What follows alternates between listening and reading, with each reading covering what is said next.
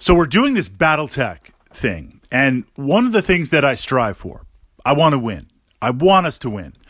I want us to have an amazing time rolling some dice, creating some memories, but ultimately, being a war game, we're looking to create a narrative. We're looking to create this opportunity to step out of the here and now of today. This idea that we're taking some real life time from our lives, from responsibilities, and we're going to play a game. So we want that to be the best possible experience. And right now, of course, we're focusing on the Battletech perspective, but this absolutely applies to any type of war game. And I just want to kind of share with you something that was very formative for me years and years and years ago when I was playing historicals. I had been doing some Warhammer 40K, basement battle reports, playing with some friends. The group kind of broke up. This was pre-Battle for Salvation, pre-current 40K. And I had looked and found a gaming club that played historicals. And jumping into that, what was interesting was everything had to be perfect. The battlefields were recreated. We were doing DBA, DBN, so Romans, Napoleonics. Every tree was in place. Everything was painted. The table lined up. The miniatures painted. The unit markings perfect. I mean, it was like a museum piece. And you couldn't put anything on the table. No rolling dice on the table.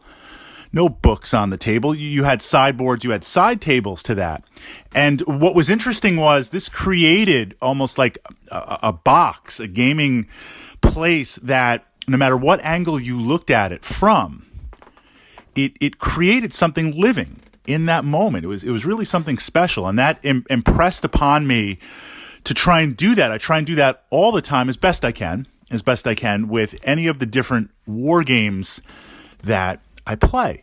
So when we pull into Battletech, the great thing about Battletech, the amazing thing about Battletech is that you can scale it up or down as you want. And we're going to just put Alpha Strike aside for a moment.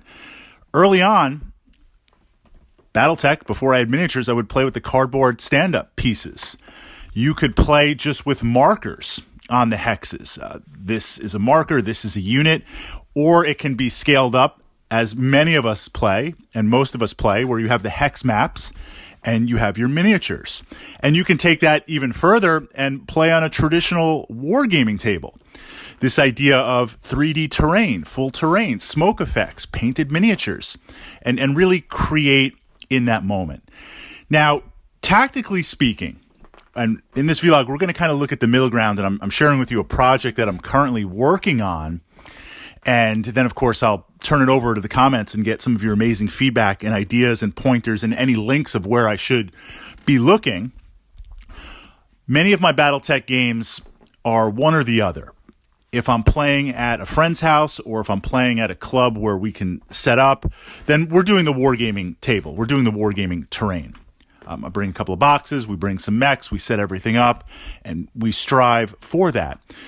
I do also play a lot of games on hex maps, smaller games that might not require a large wargaming table because I don't need the space. The battle's going to be in this one area.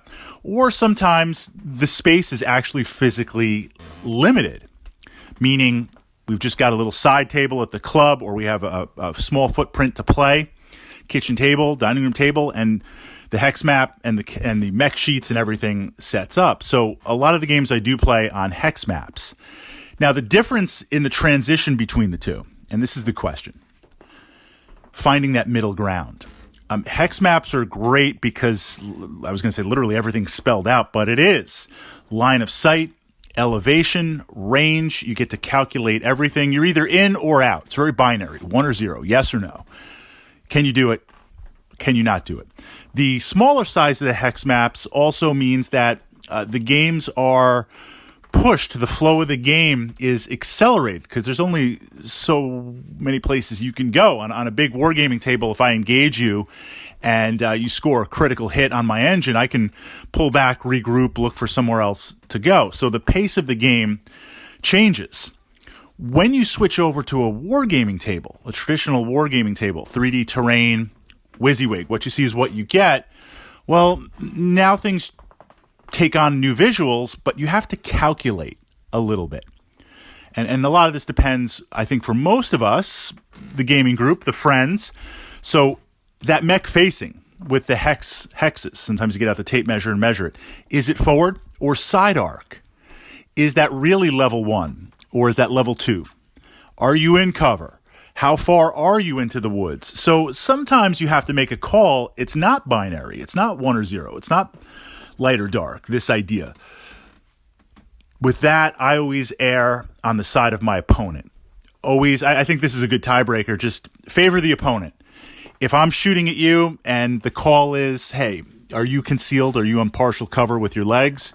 I don't think so. From my visual, and I'm not going to get out my little laser pointer, but you say it is. Okay, then go for it. I'll give it to you. Always kind of err on that side and see what happens. Because ultimately, well, 1, you're gaming with friends, but 2, if I win, I want the glory. I want all the tabletop glory.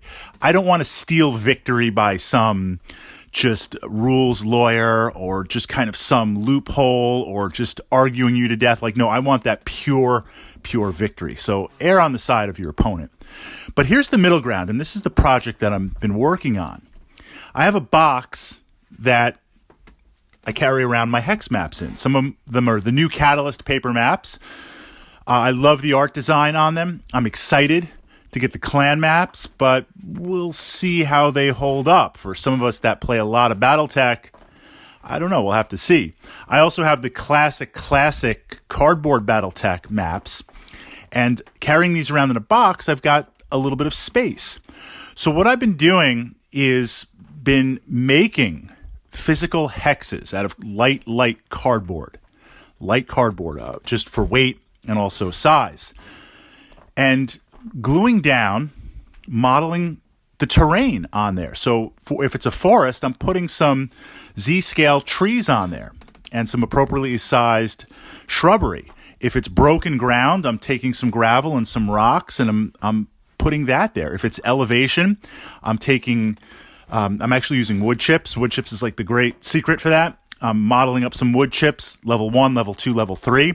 And by having them on these hex bases, they're compact, so I can lay out the hex map, put the physical terrain down, because for the hex maps, a lot of them, there are some specialized maps, but a lot of them are little pockets of terrain here and there, putting those hexes down. So now we have the best of all 3 worlds. We have something portable, something with a small footprint, something visually with the miniatures and the painted mechs look fantastic. We've got the 3D terrain, but because they're hexes, they're glued to these cardboard hexes and you can put them down, we still retain the ease of, are you in range, line of sight, what's the markings?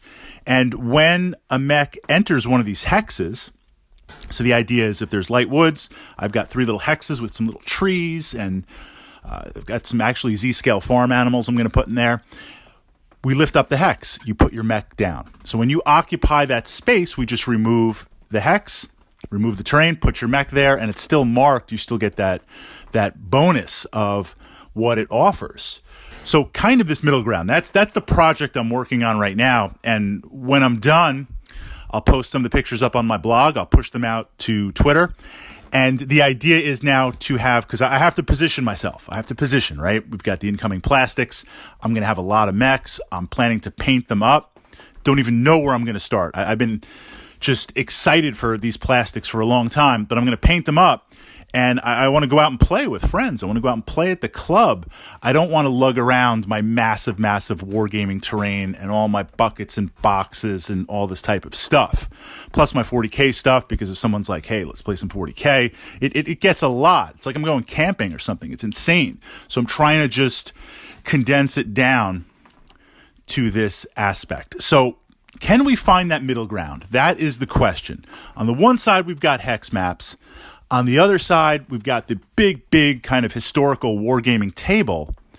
Can we do that middle ground? Can we spruce up? Can we dress up the hex maps, bring them into true 3D to take advantage of the miniatures, yet at the same time regain that and maintain that ease of range, distance, firing arc, side, and all the aspects that help streamline Battletech, and so I don't have to pull out that tape measure and do any calculations or conversions in my head.